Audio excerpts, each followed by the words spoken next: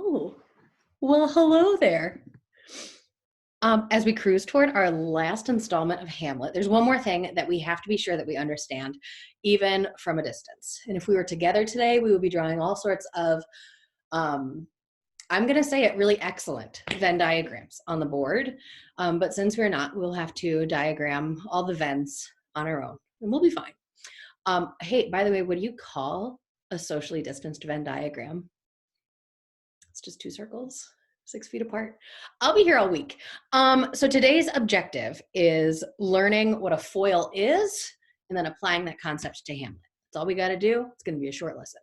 So first off, some definitions. Foil,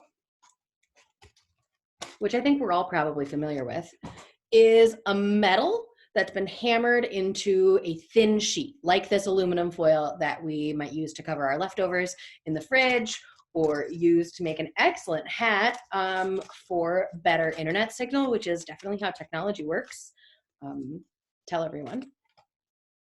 But that's not actually a new thing. Jewelers, for like thousands of years, were able to use foil to bring out the color and the shine of gemstones by putting a sheet of foil behind the gem so that it would draw our eye to the thing about the gem that the jeweler wanted us to notice. So if we were in class, this would be the moment when I like waggled my finger at you like I had a beautiful gem on my hand, and then I did this and said, ooh la la. But since we're not there, I won't do that.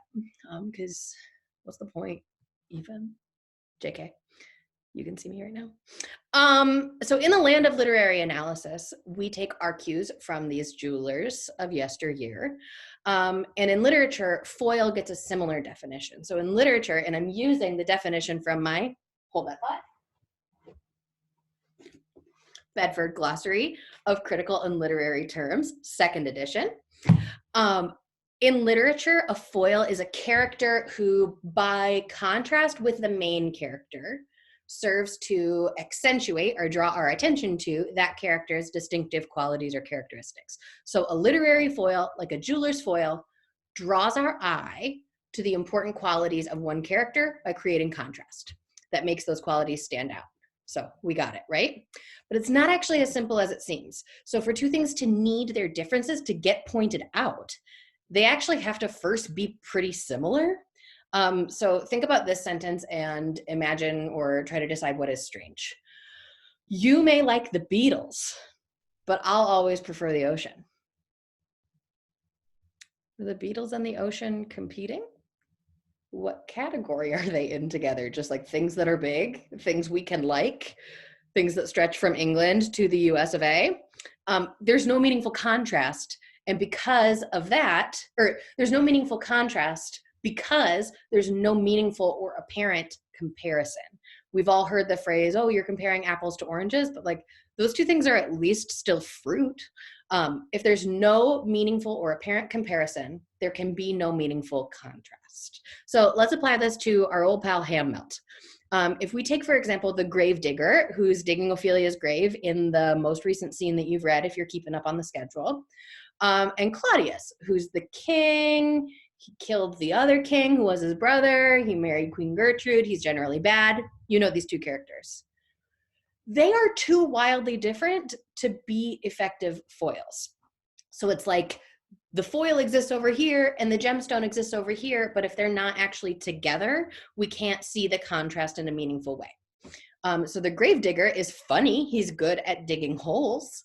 Claudius is the king. He murders people.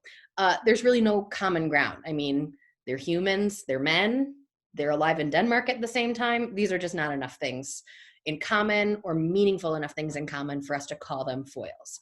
So cool, bad example. How about a good one?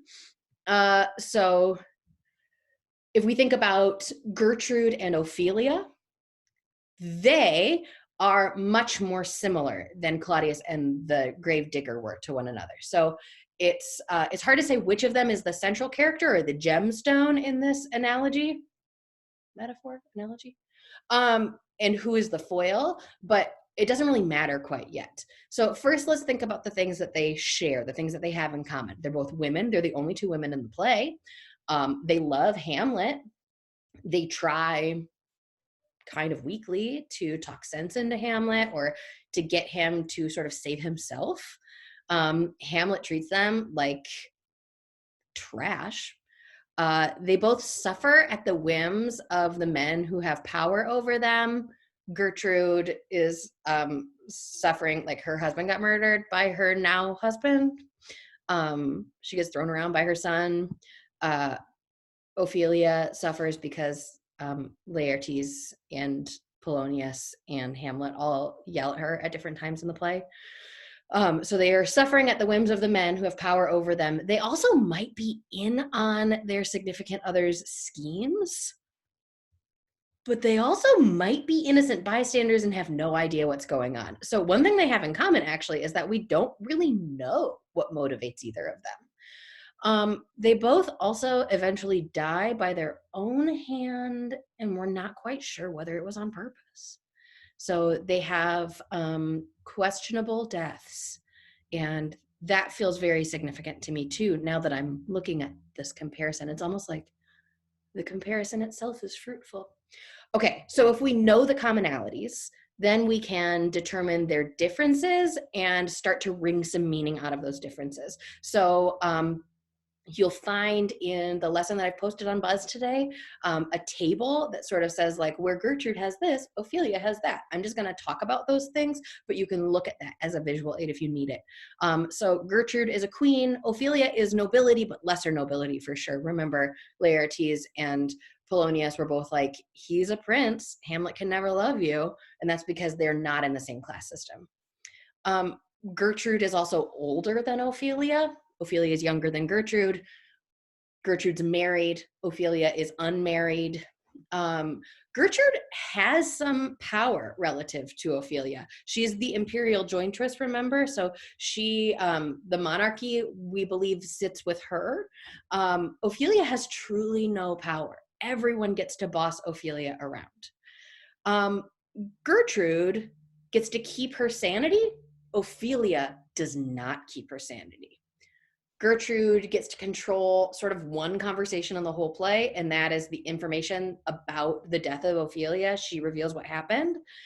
Ophelia only ever runs a conversation when she is in complete madness. And even then, most of the words they're listening to her say are snippets of songs and poems and that sort of stuff.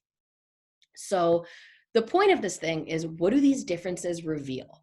So your task for today is that you need to tell me what they reveal.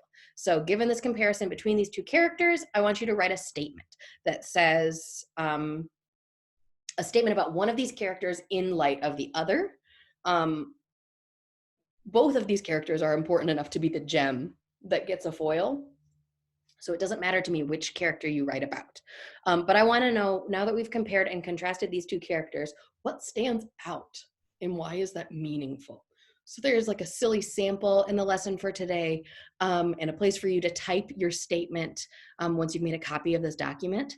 And then I've also asked you to brainstorm some other sets of foils and for you to make your own Venn diagram and snap a picture of it. If technologically that's not going to work for you, please just let me know and we'll be fine. We'll figure it out.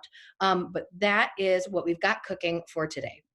My friends, do you know how much I miss you? It's just silly. There will be a lot of information coming to you in the next few days, not just from my class, but from every class. And I encourage you to just like try to wade through it at your own pace. It's okay to not have the wherewithal to do all your classes in one day. It is okay to take care of yourself during this time. It's still really weird. It's still really scary. If you need a foil helmet, I can make one for you. But in seriousness, none of us has ever lived through a pandemic before. We don't know what we're doing. But we're doing our very best, and we're trying to keep our eyes on the things that are the most meaningful. And making sure you guys have what you need is the most meaningful and most important part of my job. So we're going to keep plowing through our schoolwork. We're going to try to get everybody prepared for the AP exam if you still want to take it. But for now, try to take a little bit of pressure off yourself, because just existing in a time of so much uncertainty is far more exhausting than it is in a time when you know what's going on and what's going to come across the news in the day. So give yourselves a lot of grace. Know that I love you just so stupidly much, and I miss you terribly. And I hope with all my hopes that I'll get to see you soon. Talk soon.